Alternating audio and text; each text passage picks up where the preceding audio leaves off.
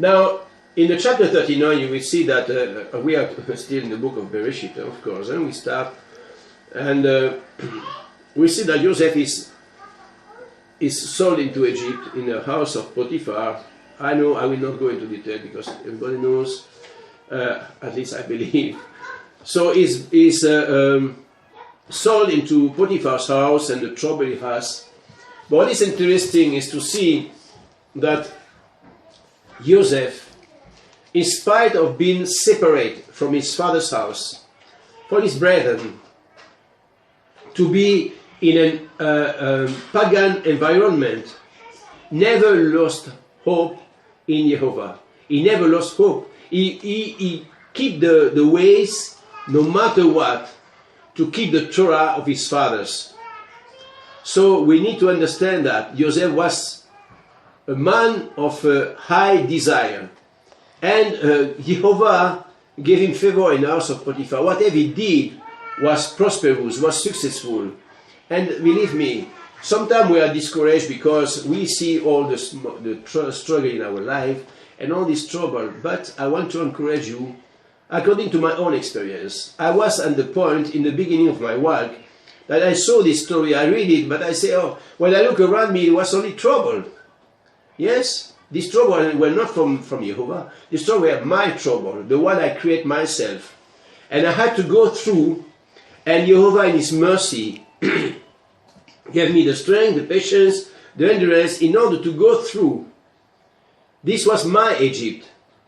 So I encourage you, if you see many trouble, many challenges in your life, be like Joseph. Be faithful to the Torah in a simple way. Don't be religious. To put a kippah will not change you. Okay, so just believe that we have rules in the Torah, and this is not how we look. If we look, you know, if I have a beard from 20 centimeters, or if I have a kippah on my head, or whatever I put as a sign. No. Here we work with the inner man. The inner man. It is only Mashiach in you that will change your life. So don't be trapped by the story of people who want you to look like a Jew, or no, you don't need to look like a Jew. Okay? Because the true Yehudim is the one of the heart and not of the outside. So Joseph is sold there, and you will have the story with the prisoner in the prison after he has been tried by Potiphar's wife, who wanted to have him. This woman is a woman of the world. This is a woman you will find around you. You know, when we are young, we think, oh, we can master everything, and when come the age of the desire for a woman, we shouldn't make the mistake to look at women in the world. Because indeed, they are very, very attractive. Many times you will see them with their apparel, with their jewels, with their hair, with their painting the face, as I have seen now in the Facebook, and you know, they look at you with smile. I just tell you, the only question to ask is, does she walk in the Torah? If not, don't be a dreamer. She will not follow you. She will not follow you. If you want her, teach her the Torah first. When she accepts the Torah, this is a contract. Then you can walk with her. Okay? It's just an advice. You don't have to follow me, but the Torah tells us we don't have to marry outside our tribes. And the tribes we have is the house of Yaakov. Okay? That's not me. It's not Christianity. Yeshua never came to make Christianity. He came according to Luke 1:30 to 33 to reign over the house of Yaakov. The house of Yaakov is 12 tribes. Okay? Not Christianity. So when we are in Mashiach Yehoshua and keep the Torah, we are member and partaker of the household of Elohim, according to the words of Paul in Ephesians chapter 2.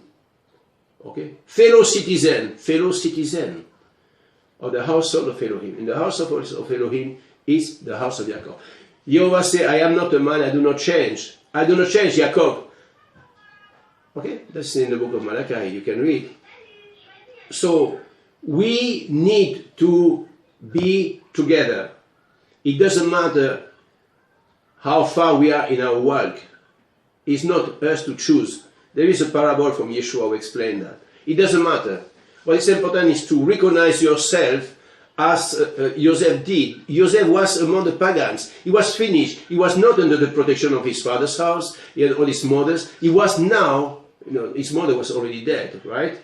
So he was not in the protection of his family. He was in a pagan environment, surrounded by pagan people, with many times evil, evil desire, evil lust, idolatry, pagan food. But Joseph kept the way of his father. So this is really important to understand, because Yeshua was like you and me. He was tempted like we are, but he never sinned. This means he never transgressed the Torah. And this did Joseph.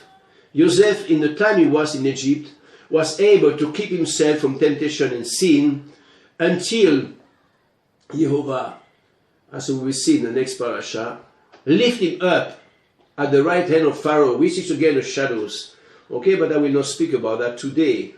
I want to encourage you to dig into this parasha, to know Joseph, because we need to understand that. And when this will enter and penetrate your nefesh, your soul, you will be transformed, you will be changed. This is a living word. This is a lamp in our path. So we have to go and to understand, to dig it. Okay? The conclusion of the parasha is very short. But once again, I don't give you details because I want to encourage you to read the parasha. I have spent time to research, to understand, to pray, to ask Jehovah for discernment. And this is my prayer to you, for you, that Jehovah may give you discernment in your study. So I encourage you to go to the parasha, to read, to pray, to meditate on it. You know, Psalm number 1 tells us that this is the way of the righteous man. To meditate on his word day and night. To meditate is to take the word and to let it run in our mind, to run until we get divine light.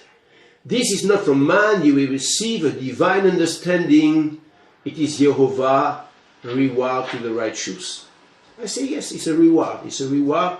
If you believe, then when you meditate on the word, this is a spark coming from heaven.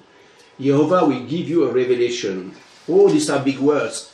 But this revelation is not a question to boast. That's what the problem from Joseph.